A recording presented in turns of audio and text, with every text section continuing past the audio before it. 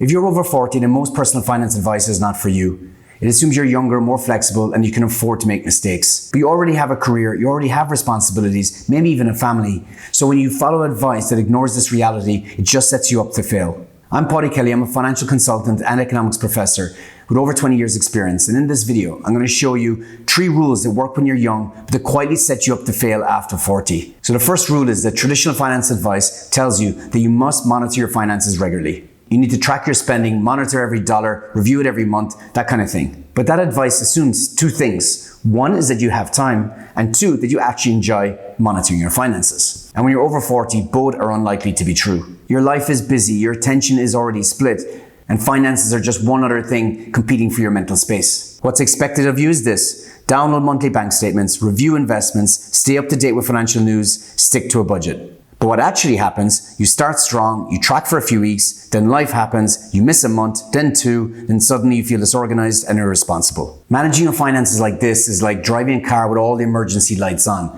You have lights showing you every budget entry and every loss and profit for every investment that you have. You can pay attention at first, maybe, but after a while, you just stop knowing what any of these lights mean. The key issue here is that traditional finance advice lies to you. It tells you that your financial life, that your financial success is all dependent on your willpower, by your ability to overcome any of life's obstacles or constraints to monitor your finances regularly. But the truth is that willpower is a terrible long-term strategy, especially when you're older. You've already used it up. Working all day, hanging out with your family, making decisions, solving problems. The last thing you want to do is spend your evenings, your weekends, trying to figure out what money you can spend and what money you can't. Willpower is a finite resource, so when you drain from the same well all day, there's often nothing left in the evening or the weekend for this kind of thing. A financial system that relies on willpower is destined to fail, so following it will only set you up for failure. What you need is a financial system that sets you up for success. One that works even when you're busy or distracted. You need a system that's stable even when your life isn't.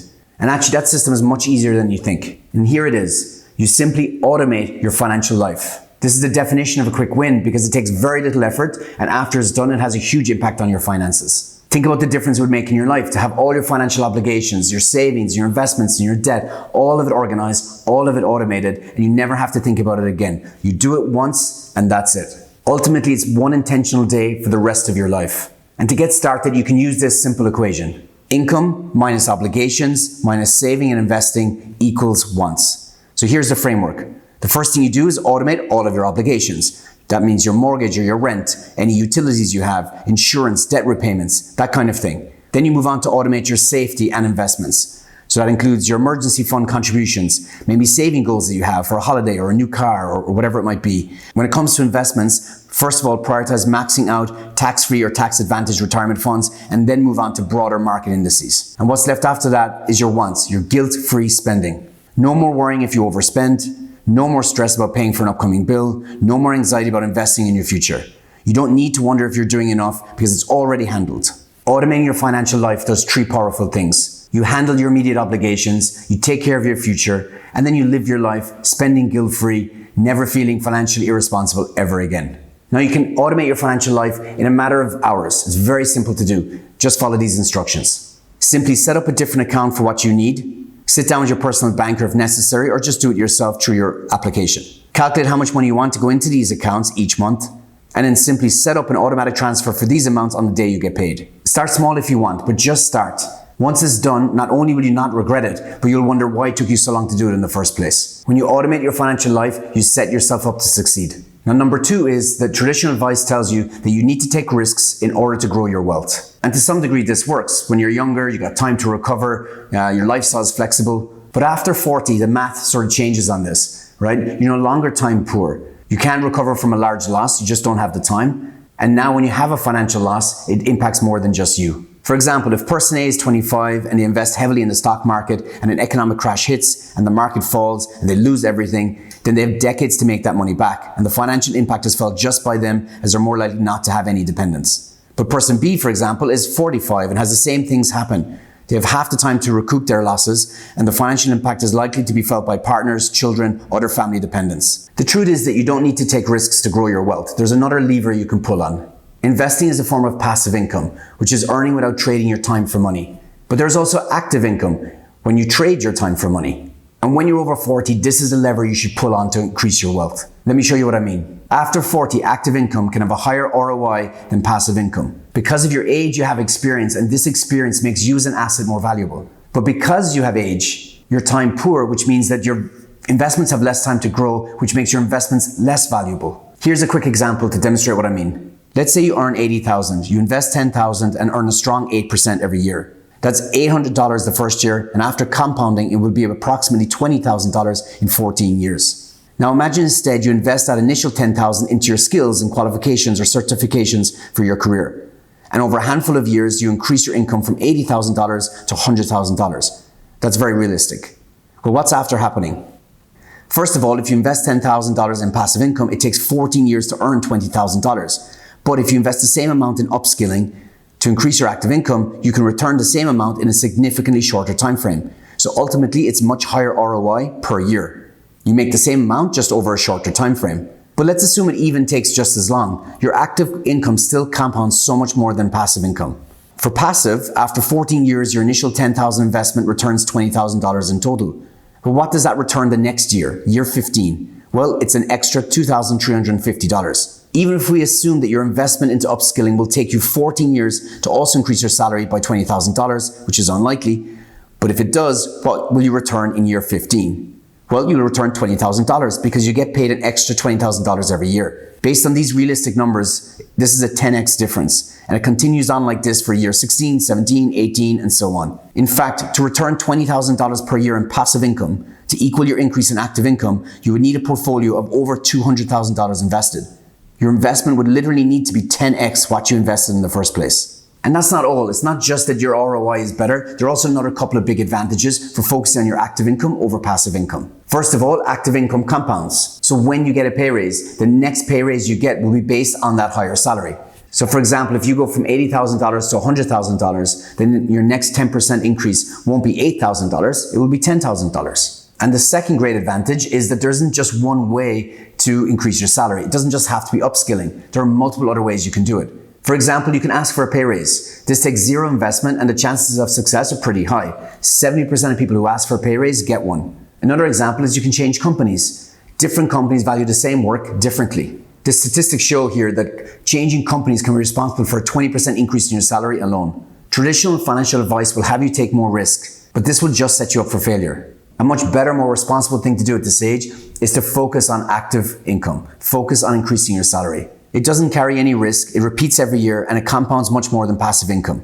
Passive income takes decades and is limited by capital, but active income takes days or weeks and is only limited by commitment. So ignore risky moves and just commit to it. The third rule, and maybe the most important, is that traditional finance assumes one big thing. It assumes that your career income will be stable until retirement. But this is a very dangerous assumption. Most financial planners assume a clean arc. You work, your income stays stable, and one day you choose to stop working and retire. Any stopping of work or declining of income is framed as voluntary, as your choice. You slow down when you want to, you retire when you're ready. But real life doesn't always follow along. Your career risk, which is the chance of setbacks or limits to your career, increases significantly with age. As you get older, you often become more specialized, more expensive. This doesn't make you safer, it makes you less flexible. If your industry shifts or the company restructures or your role just gets dismantled, whatever it might be, it makes it very difficult for you to adapt. Here's a hard statistic to make my point. 56% of workers over 50 are laid off or pushed out at least once before retirement, and only 1 in 10 ever regain their previous income level. Now, traditional finance advice ignores this fact. It sort of acts like any decline in your income will be done through choice, not by force. So what do you do about this? Well, the first thing you need to do is just change the framing a little bit. A more realistic framing, a more useful one, is to acknowledge that your earning potential peaks earlier than expected. That doesn't mean you should panic. That means you should act while you have leverage, act while you have time. And here's the big move you can make to overcome this. Front load savings while income is strong, and don't assume you can make it up later. Savings are what fund your future. Whether you use them to pay off debt and lower your future financial burden, or you use them to invest for retirement and increase your future financial opportunity, either way, you need to save. In order to save, you need to do something that's simple but not easy. You need to live below your means. Live on less than what you make. And for this to happen, there are two levers that you can pull on. It's how much you spend and how much you earn. And these two levers give us three options, because you can focus on each one independently, or you can do both together. Here are the options. You can maintain spending but increase what you make. You can earn the same but decrease spending, Or you can reduce spending and increase income at the same time.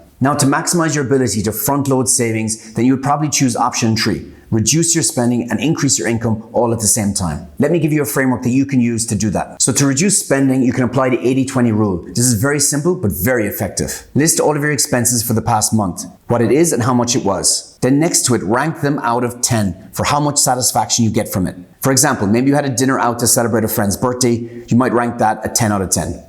But maybe one night you got a takeaway because you were too lazy to cook and it wasn't even that great and you ate it quickly and thought, why did I bother? That might get a 2 ranking. So now just rank everything on this list. And what you're probably going to find is that there's a small number of items that give you the majority of satisfaction.